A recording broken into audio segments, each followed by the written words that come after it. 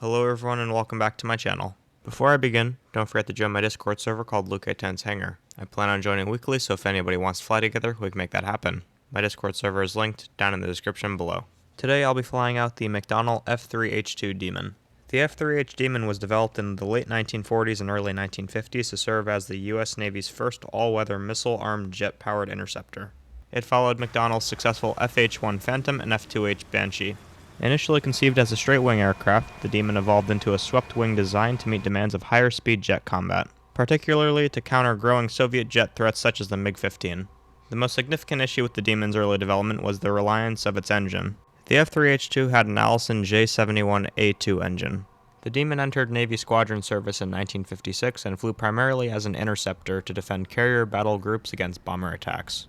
Despite its size and sleek appearance, the F3H Demon was underpowered, earning it the nickname the Lead Sled. The Demon served as the direct predecessor of the legendary F4 Phantom II.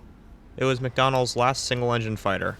Despite its shortcomings, it was an important stepping stone in Navy jet design and tactics during the transition from guns to missiles. The F3H-2 Demon had four 20mm Browning Colt Mark 12 Mod 3 cannons. Today, a few F3H-2 Demons are preserved in museums, such as the National Naval Aviation Museum in Pensacola, Florida, and Intrepid Sea Air Space Museum in New York City. The F3H Demon is popular among Cold War aviation enthusiasts for their distinctive look and transitional role in the U.S. Navy's history. That's all for the history lesson. I hope you enjoy the combat.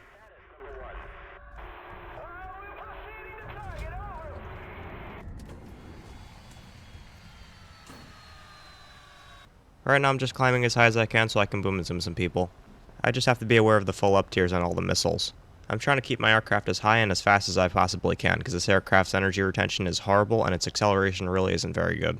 If you want to be successful in this aircraft, you absolutely have to keep it fast. The missiles really aren't the best, but the guns are pretty good. I'm pretty much right over the middle of the map, so I'm just going to look for the highest enemy. I want to try to catch somebody off guard and shoot an AIM-9B at him. I see this distracted J-34, so I'm going to come in from above.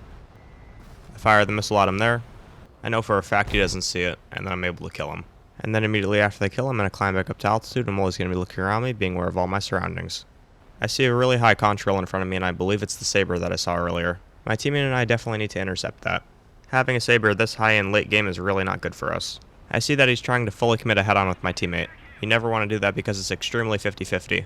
As we get in closer, I'm always going to be looking around me, being aware of all my surroundings. Thankfully, my teammate shot off the Sabre's flap, it looked like.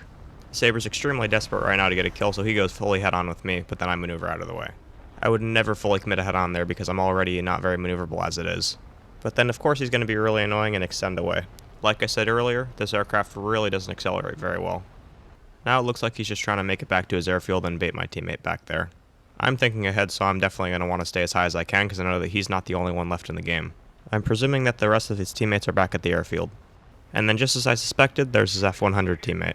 But then unfortunately the airfield missiles are firing at my teammate. I definitely don't want to leave my teammate out to die, so I'm going to try to dive here and get a missile fired at somebody. Fire the missile at the F-100. You really have to be careful with the AIM-9Bs because they really don't have a lot of range and they're not very fast. But then thankfully my teammate's able to kill the F-100. And then immediately after that kill, I'm going to climb back up to altitude and I'm always going to be looking around me, being aware of all my surroundings. That Sabre's coming back for my teammate and I need to just turn around now, but we need to get him away from his airfield. They start to go head-on with each other because who doesn't nowadays? And then thankfully that Sabre goes straight up vertical for me. He's definitely not looking around and being aware of all of his surroundings. I fire at him there.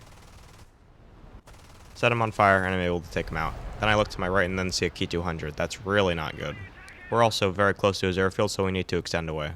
My teammate's going straight in for the Ki-200. I know that's really not good. I'm pretty far away from him, so I know I have to climb here. I know some people might be saying a mile and a half really isn't that far away, but I'm in a flying brick. If I turn, all of my energy is gone. And I know how annoying it is to fight a Ki-200. I need this altitude and airspeed. I don't have any missiles left, so I have to boom and zoom them here with the guns. I know 100% I'm not going to be able to turn with them, and I know I need to keep my airspeed here. If I lose any of it, he's just going to catch up to me. He's already a super small target, so it's going to be kind of hard for me to do. I just have to play this very slow and very smart. We're winning on tickets, so he's the one who's going to have to make the move.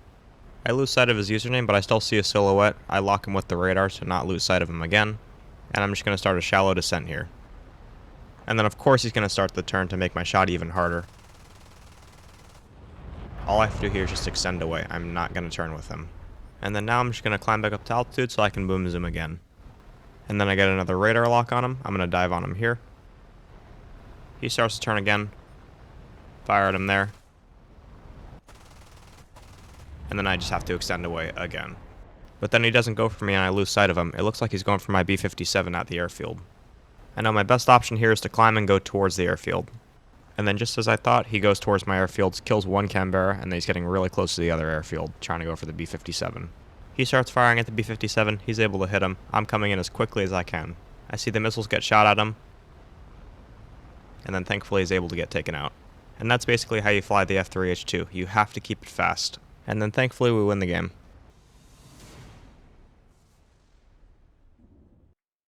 Thank you everybody for watching, and I hope you enjoyed my video. If anybody has any suggestions on what aircraft they want me to fly next, please leave it in the comment section down below and I'd be happy to fly that aircraft.